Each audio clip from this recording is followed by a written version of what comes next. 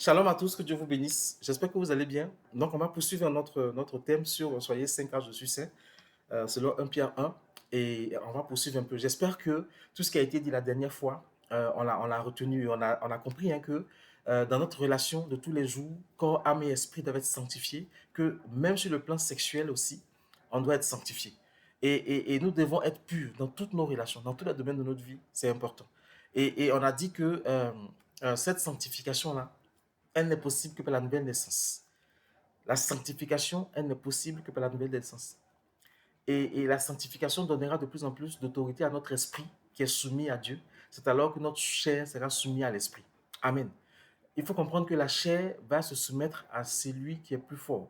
Si c'est l'âme, avec tous ses désirs de ce monde, toutes ses blessures, tout ça là, qui est forte, entre guillemets, la chair va se soumettre à l'âme. Mais si c'est l'esprit qui est connecté à Dieu et qui est désormais un esprit recréé, un esprit né de nouveau, et qui cherche à faire les choses de Dieu, si c'est l'esprit qui a plus d'autorité, la chair sera soumise à l'esprit.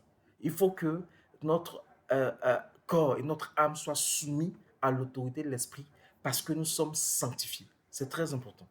1 Pierre 1, 22 dit, ayant purifié vos âmes par l'obéissance à la vérité, par le moyen de l'esprit, pour un amour fraternel, aimez-vous ardemment les uns les autres d'un cœur pur. Ça veut dire que même pour aimer quelqu'un d'un cœur pur, il faut qu'on soit connecté à Jésus. Et pour être correctement connecté à Jésus, il faut rechercher la sanctification. Nous devons comprendre qu'en tant qu'enfant de Dieu, la sanctification n'est pas une option. La sanctification n'est pas une option. La sanctification, c'est ce que Dieu nous demande. Amen. Sans sanctification, pas de Dieu. Et sans Dieu, pas de salut. C'est très, très, très important.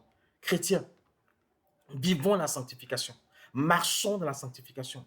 Éloignons-nous du péché. Éloignons-nous de l'impudicité, de l'adultère, de la fornication, de toutes ces choses qui vont faire que nous retarder, qui vont faire que nous maintenir en esclavage dans ce monde. Jésus a payé un prix fort. Il a quand même donné sa vie, il a versé son sang à la croix pour toi. Bien-aimé, si tu estimes que ce que Jésus a fait, c'est suffisant, c'est nécessaire, c'est important, alors soumets-toi à la volonté de l'Esprit et recherche la sanctification. Recherche la sanctification, s'il te plaît. Éloigne-toi de ce qui t'éloigne de Dieu. Éloigne-toi de ce qui te corrompt, de ce qui corrompt ton âme. Éloigne-toi de ce qui pollue ton esprit. Et recherche la sanctification. Bien-aimé, dans cette dernière partie sur la sanctification, j'aimerais parler un peu de ton assemblée. Là où tu es. La communion fraternelle, c'est vrai, c'est important. Mais ne va pas dans ton assemblée pour suivre ton pasteur. Va dans ton assemblée parce que Dieu t'a convaincu d'y aller et va suivre Dieu. Si à un moment donné, l'homme de Dieu te prêche des choses qui te confortent dans ton péché, qui te confortent dans la non-sanctification, bien-aimé, sors de cette assemblée. Sors de cette assemblée. On n'a pas vocation à demeurer dans une assemblée toute notre vie. Et ça, je le dis tout le temps. Tu peux être dans une assemblée pour 1 an, 2 ans, pour un temps. Et Dieu peut t'emmener dans une autre assemblée. Il n'y a pas de, excusez-moi, hein, le thème que je vais dire, il n'y a pas de fidélité éternelle ou à vie à ton assemblée. C'est Dieu qui te conduit, c'est Dieu qui te guide, c'est Dieu qui t'amène. Et si à un moment donné, l'assemblée dans laquelle tu es ne correspond plus à ce que la Bible dit, bien-aimé, sors de cette assemblée. J'ai vu trop de choses dans ma petite vie là, dans la vie des chrétiens, dans la vie des serviteurs de Dieu, qui m'a fait mal. Et ça me fait mal parce que on bafoue le sacrifice de Jésus. On bafoue ce que Dieu a fait pour nous à la croix. Bien aimé, en tant qu'enfant de Dieu, le désir de plaire à Dieu ne doit pas être une option. Ce n'est pas de plaire à un homme. Ce n'est pas de plaire à ton bishop. Ce n'est pas de plaire à ton pasteur, à ton prophète. Ce n'est pas de me plaire à moi. C'est de plaire à Dieu. Et si à un moment donné, ma prédication ne te conforte pas dans la sanctification, ma prédication ne te conforte pas dans le désir de plaire à Dieu, ma prédication ne te conforte pas dans la sanctification qui te mène au salut, mais bien aimé, ne m'écoute plus. Trouve quelqu'un qui va t'enseigner les choses vraies de la Bible. Amen. On n'est pas sauvé par Jésus pour être esclave des hommes de Dieu. Hein? Et j'ai l'habitude de dire, nous, on vit en Europe. Et en Europe, il y a, je vais dire, 2 groupes de chrétiens. Il y a le groupe de chrétiens qui fréquentent des églises africaines avec à leur tête des pasteurs africains. Et puis il y a les groupes de chrétiens qui fréquentent des églises européennes avec à leur tête les pasteurs européens. Et dans ce deuxième groupe-là, il y a beaucoup plus d'Européens blancs que d'Européens noirs, si on peut le dire ainsi.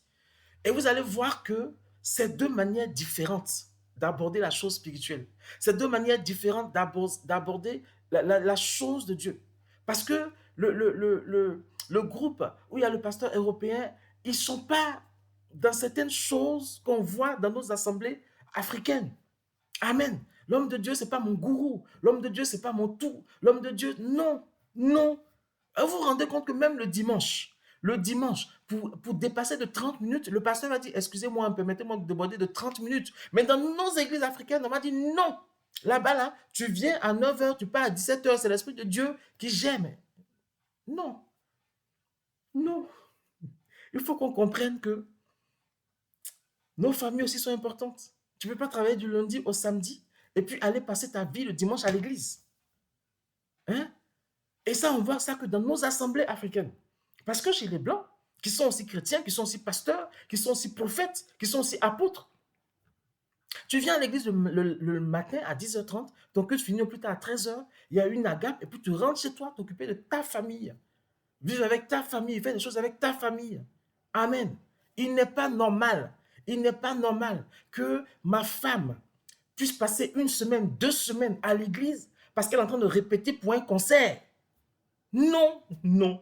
Excusez-moi. Il n'est pas normal que le mari puisse passer 2 semaines, 3 semaines à l'église parce qu'il est en train de préparer un concert. Non, non. Amen. Il prépare le concert, c'est bien, mais qu'il rentre à la maison. Qu'il rentre à la maison. Que Dieu nous aide. Recherchons la sanctification. Recherchons la sanctification sans laquelle nul ne verra la face de Dieu. On doit chercher à plaire à Dieu. On doit chercher à glorifier Dieu. On doit chercher à honorer Dieu. Amen. L'homme de Dieu n'est pas l'égal de Dieu. L'homme de Dieu n'est pas supérieur, excusez-moi, à nous. Enfin, je veux dire, moi qui suis serviteur de Dieu, je ne suis pas supérieur à toi. Amen. Non. On a l'Esprit de Dieu. On a été oint pour une œuvre. Mais ce n'est pas pour ça qu'on est supérieur à toi. Ce n'est pas pour ça que tu deviens notre esclave. Ce n'est pas pour ça que tu dois obéir à tout ce qu'on te demande de faire. Non et non. Tu dois obéir à Dieu et à Dieu seul. Recherchons la sanctification. Le fait de rechercher la sanctification va nous ouvrir les yeux sur certaines choses qui se passent dans nos assemblées et qu'on a toujours tolérées, mais que Dieu ne tolère plus. Le fait de vivre la sanctification va nous ouvrir les yeux sur certains comportements de gourous, de serviteurs de Dieu que nous sommes, que Dieu ne valide plus. Le fait de vivre la sanctification va nous ouvrir les yeux sur comment je veux dire ça, le dépouillement qu'on subit dans nos assemblées. Que Dieu nous aide. Que Dieu nous aide et vraiment qu'il nous aide à rechercher la sanctification. Mon objectif, c'est vraiment, vraiment de prier que tu sois impacté par l'Esprit et que tu recherches ce qui plaît à Dieu. Cherche à plaire à Dieu, pas à un homme. Cherche à plaire à Dieu, s'il te plaît. Recherche la sanctification sans laquelle personne ne verra la face de Dieu.